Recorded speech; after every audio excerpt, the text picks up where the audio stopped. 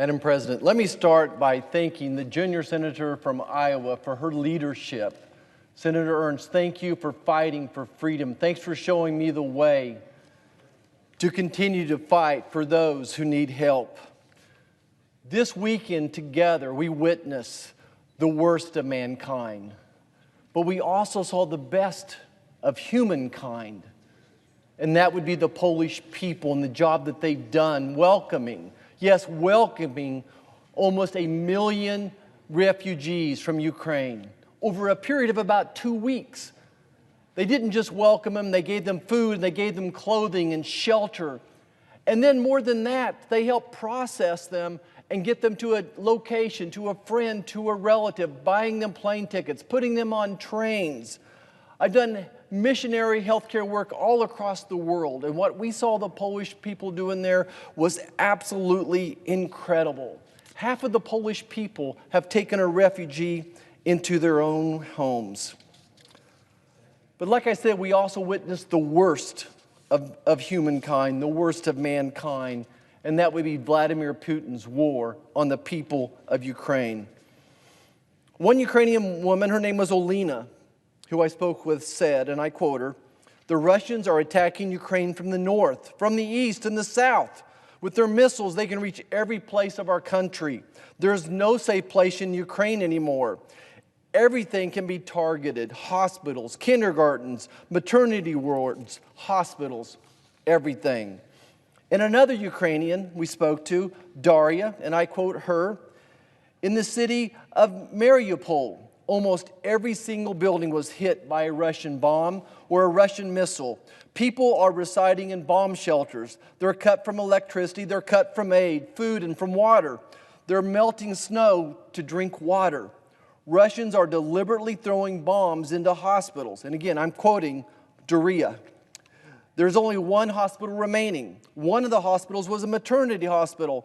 Men were trying to evacuate a woman who was in labor, and she died with her unborn baby. Another pregnant woman, her name was Mariana, was going down the stairs, but she survived. She gave birth, but they don't have food now to feed the mother.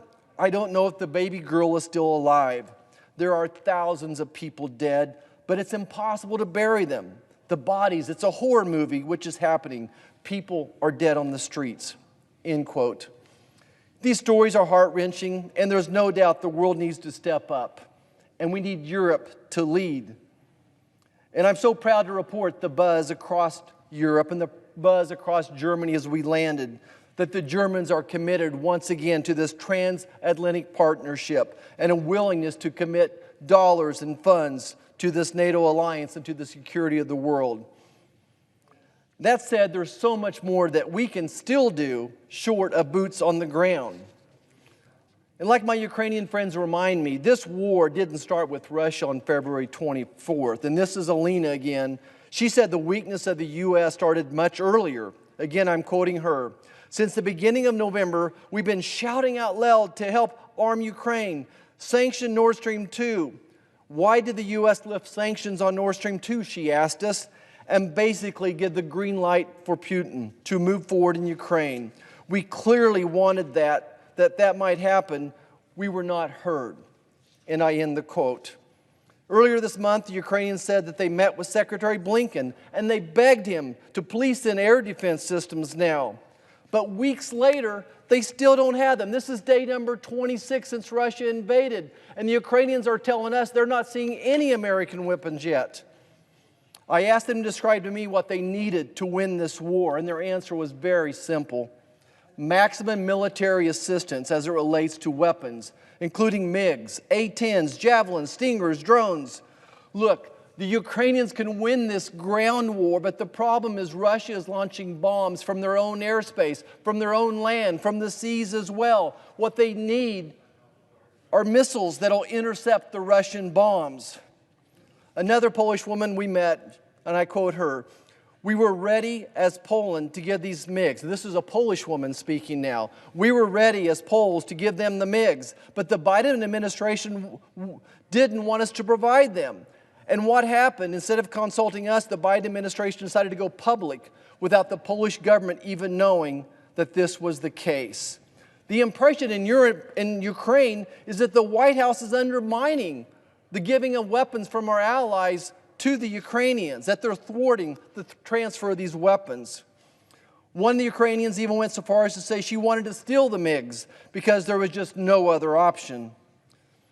Madam President, this war was completely preventable had the U.S. projected its strength. The U.S. can do so much more. President Zelensky has begged us, the United States, to lead more. But this administration is following in the footsteps of President Obama by leading from behind. They've been slow to react at every step. Madam President, this is a portion of a cruise missile that hit in Ukraine. 2 Ukrainian diplomats describing to me what happened, where 35 people were killed by this cruise missile. This was launched by Russia on one of the days that President Biden said what NATO will not do to help Ukraine. Let me say that again. This was launched the day that President Biden said what NATO will not do to help Ukraine. This is the very telegraphing that has yet again proved to be deadly. As the Ukrainians pointed out to us, this is what led to the disastrous Afghanistan withdrawal. In their words, the words of the Ukrainians, not mine, they say this administration is operating what they call it Afghanistan syndrome.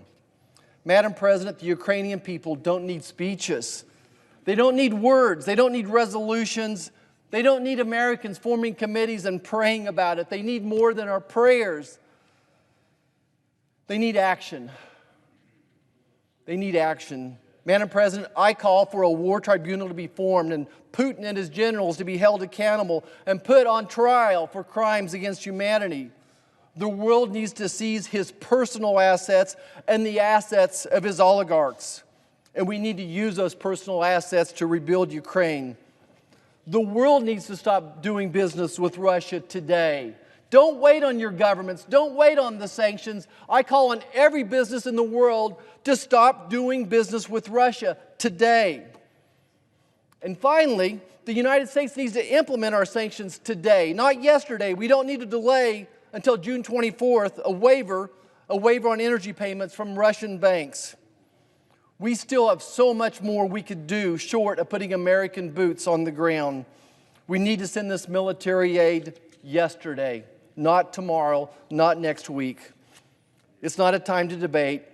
Give them the damn weapons. The brave Ukrainian people will use them. They will fight to the death, but they have to be empowered to do it. And every day we wait, thousands more will die. Madam President, I want to finish on a positive note, though. I'm so proud of these young men and women, American fighters from the Big Red One, the 1st Infantry Division of Fort Riley, Kansas. They've been there for years training Ukrainians, training our partners.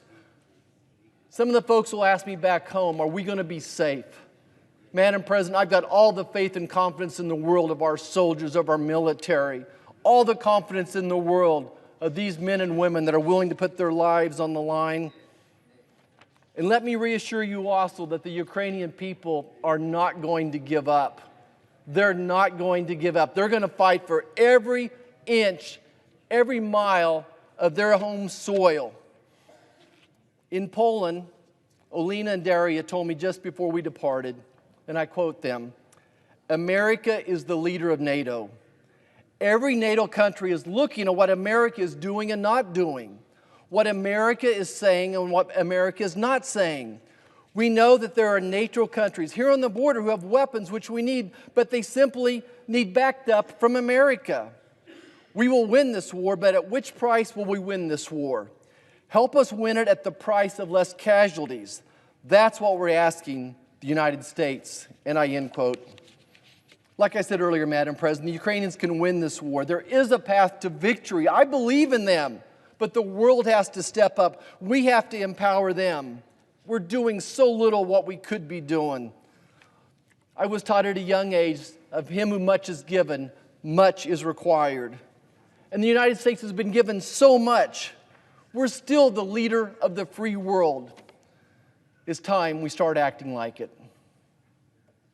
Thank you, Madam President. I yield back.